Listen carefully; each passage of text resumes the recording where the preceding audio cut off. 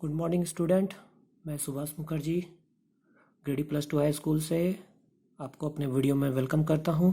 और आज के वीडियो का टॉपिक है OSI model of networking.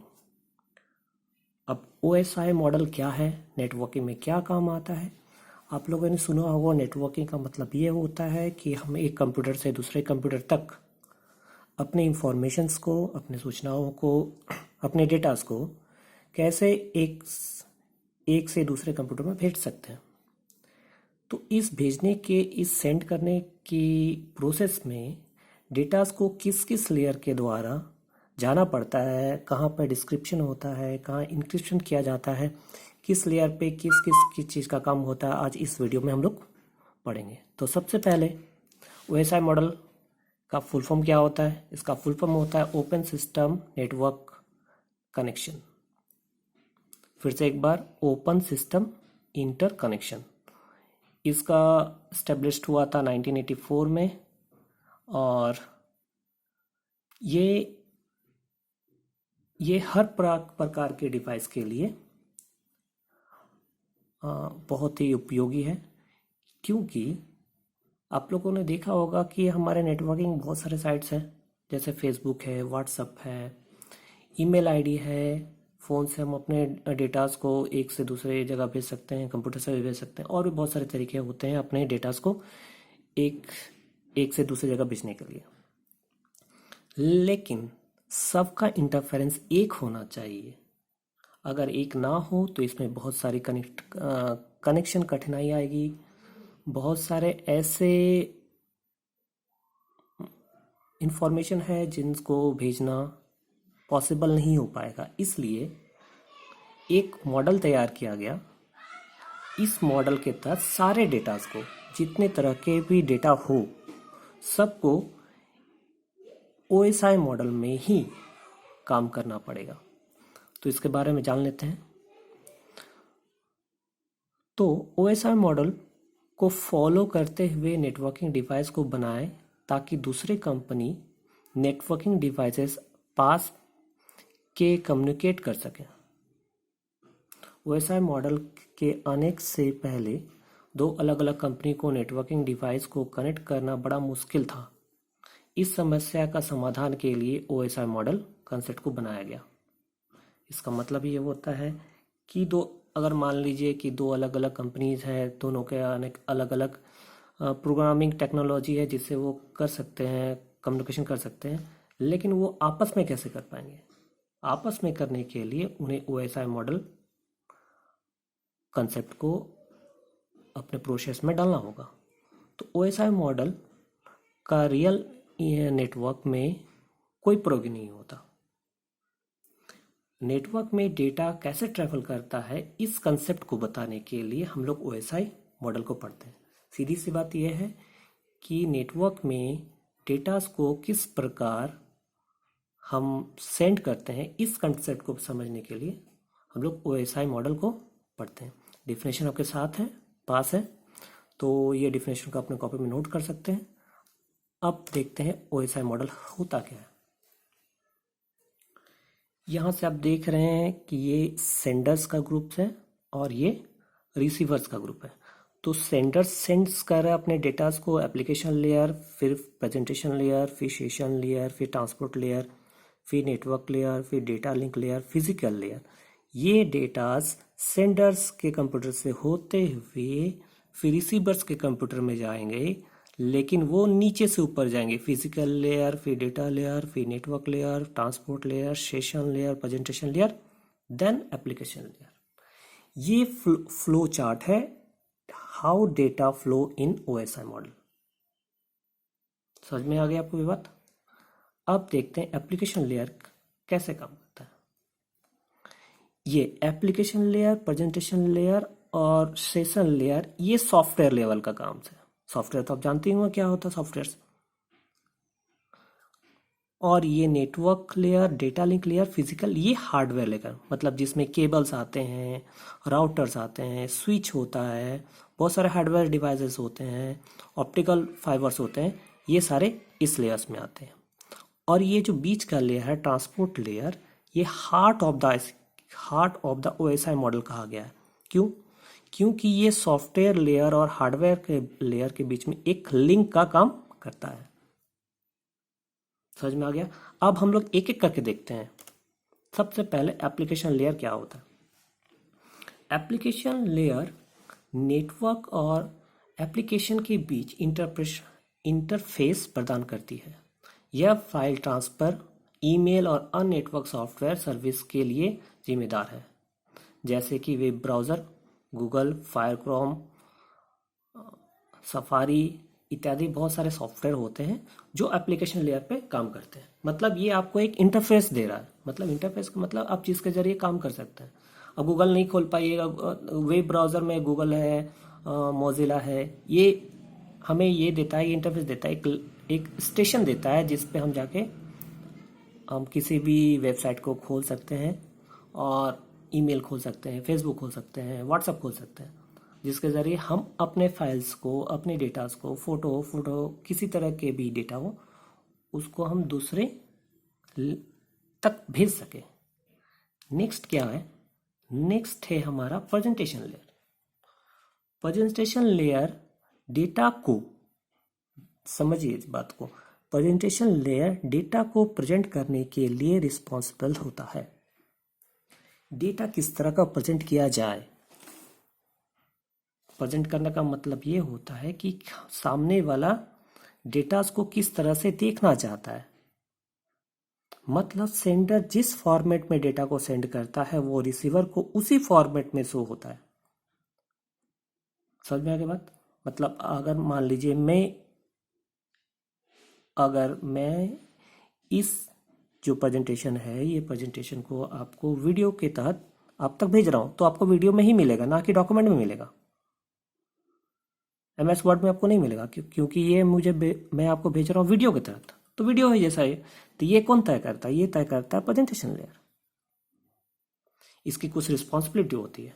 Formatting of data, data को कैसे फॉर्मेट किया जाए, इसका मतलब ये PDF फाइल में है या वर्ड फाइल में है, ये एक्सेल में है, MP3 में है, MP4 में है, या PPT में है। PPT मतलब पावर पॉइंट प्रेजेंटेशन के फॉर्म में है, किसी फॉर्म, बहुत सारे फॉर्मेट में हो सकते हैं। ट्रांसलेशन ऑफ डेटा, डेटा को ट्रांसलेट करते हैं। ट्रांसलेट का मतलब अनुवाद करना। नेक्स्ट, अब नेक्स्ट लेयर हम लोग पढ़ते हैं सेशन लेयर। देखिए लेयर हम लोग ऊपर से नीचे की ओर आ रहे हैं, लेकिन 7, 6, 5, 4, 3 इस तरह से, क्योंकि जो सेंडर होता है वो पहले सब एप्लीकेशन लेयर में आता है। समझ में आ गई? उसके बाद प्रेजेंटेशन लेयर आ रहा है, उसके बाद सेशन लेयर में काम करेंगे लोग। सेशन लेयर क्या काम करता है? जब दो डिवाइस जैसे कंप्यूटर या सर्वर एक दूसरे के साथ कम्युनिकेट करते हैं, तो सेशन लेयर कंप्यूटर और सर्वर के बीच सेशन को एस्टेब्लिश करता है। अगर मैं किसी भी डेटा को, मान लीजिए ये जो वीडियो बना रहा हूँ उसी को आप तक भेजने के लिए बीच में एक सर्वर काम आएगा। तो ये जो वीडियो है, ये वीडियो पहले सर्वर में जाके सेव होगा, तो मेरे कंप्यूटर से सर्वर के बीच में कनेक्शन एस्टेब्लिश होगा। और जब ये वीडियो आप तक पहुंचेगा तो सर्वर से आपके कंप्यूटर तक एक सेशन एस्टेब्लिश होगा। तो ये तय कौन करता है? ये तय करता है सेशन लेयर।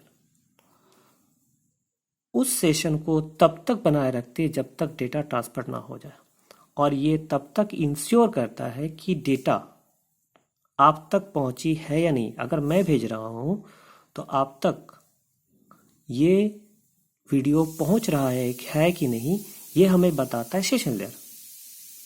अगर बीच में कुछ मिस हो गया या तो डेटा सेंड नहीं हो पाया, तो यही लेयर बताती है हमें कि डेटा अभी तक सेंड नहीं हुआ है, या not be able to send, या सेंड नहीं किया जा सकता। नेक्स्ट लेयर के बारे में बात करेंगे, transport layer. Transport layer in to in data delivery के लिए रिस्पॉन्सिबल है। इन टू इन मतलब, इसका मतलब ये होता है point two point connection, P2P connection. Data को बिना कोई एरर के डेस्टिनेशन पहुंचाना। यानी डेटा कहीं लॉस ना हो जाए, डेटा में कुछ एरर नहीं आ जाए, ये हमें ये तय कराता है ट्रांसपोर्ट लेयर। इसकी मुख्य जिम्मेदारी होती है कि डेटा डेस्टिनेशन पॉइंट तक बिना किसी एरर तक पहुंचना। ट्रांसपोर्ट लेयर के अंदर दो तरह के प्रोटोकॉल काम करते हैं। प्रोटोकॉल का मतलब होता है नियम। TCP, transport control protocol. Transport control protocol, यह प्रोटोकॉल डेस्टिनेशन तक एरर फ्री डेटा सेंड करने के लिए रिस्पॉन्सिबल होता है। यानी मैं ये डेटा अगर आप तक भेज रहा हूं तो ये डेटा एरर फ्री होते हुए आप तक पहुंचे, ये कौन तय करता है? ये तय करता है टीसीपी। टीसीपी किस लेयर में आता है? ट्रांसपोर्ट लेयर में आता है। इसीलिए इसको रिलायबल प्रोटोकॉल कहा गया है, इसलिए इसे भरोसेमंद प्रोटोकॉल कहा गया है। इसमें एक और प्रोटोकॉल होता है, एक और नियम। प्रोटोकॉल का मतलब होता है नियम। UDP, user diaphragm protocol. UDP protocol communication में फास्ट होता है, लेकिन डेस्टिनेशन तक एरर फ्री डेटा सेंड करने के लिए कोई गारंटी नहीं।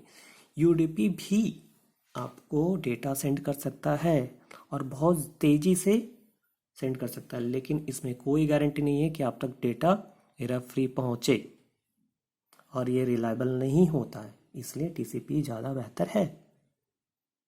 नेक्स्ट लेयर में चलते हैं, नेटवर्क लेयर। नेटवर्क लेयर पर डेटा को पैकेट्स के रूप में बनाया जाता है, थोड़े थोड़े छोटे पैकेट्स में तोड़ा जाता है, और ये लेयर राउटिंग और लॉजिकल एड्रेसिंग के लिए रिस्पॉन्सिबल होता है। अब मुझे अपने डेटास को आप तक आपके कंप्यूटर में पहुंचाना है, तो आपके कंप्यूटर का एड्रेस, आईपी एड्रेस चाहिए। बिना आईपी एड्रेस के हम लोग अपने डेटास को दूसरे कंप्यूटर तक नहीं पहुंचा सकते। अब मान लीजिए डेटा बहुत बड़ा बड़ा हो, तो डेटा को छोटे छोटे पैकेट्स में तोड़ा जाता है, और हर पैकेट्स में आईपी एड्रेस होता है जिससे रिसीवर का। यह लेयर राउटिंग और लॉजिकल एड्रेसिंग के लिए रिस्पॉन्सिबल होता है। Routing and layering 3 switch OSI model के नेटवर्क लेयर पर ही काम करता है। राउटिंग और layering, router layer switch OSI model के नेटवर्क पर ही काम करता है। इसके दो मुख्य काम होते हैं, logical addressing and routing. Addressing मतलब जिस पर हम भेज रहे हैं और जिससे भेज रहे हैं, सेंडर और रिसीवर का इंफॉर्मेशंस, आईपी एड्रेस उस लेयर, उस पैकेट्स में, उस डेटा वाला पैकेट्स में होना चाहिए। राउटिंग, नेटवर्क लेयर डेटा को एक नेटवर्क से दूसरे नेटवर्क में सेंड करने के लिए बेस्ट रास्ता प्रोवाइड करता है। रूट, राउटिंग का मतलब होता है घर से स्कूल जाने तक, मान लीजिए आपके बहुत सारे रूट्स हैं, आपको घर से स्कूल पहुंचना है, 3-4 रास्ते हैं, तो सबसे अच्छा रास्ता आपको ये बताया गया है कि आप मेन रोड होते हुए स्कूल पहुंचे तो वो जल्दी और सेफ होगा। शॉर्टकट रास्ता मत पकड़िए, शॉर्टकट रास्ता पकड़िएगा तो हो सकता है कुछ प्रॉब्लम आ सके, जंगल से होते हुए जाना पड़ेगा, नदी पार करनी पड़ेगी, हो सकता है ये हो सकता है। आपको बेस्ट रास्ता ये एडवाइस किया गया है कि आप मेन रोड होते हुए जाइए। तो नेटवर्क में ये होता है कि डेटास को सेंडर से रिसीवर तक पहुंचने के लिए जो बेस्ट रूट होता है वो बताता है हमारा नेटवर्क लेयर का राउटिंग।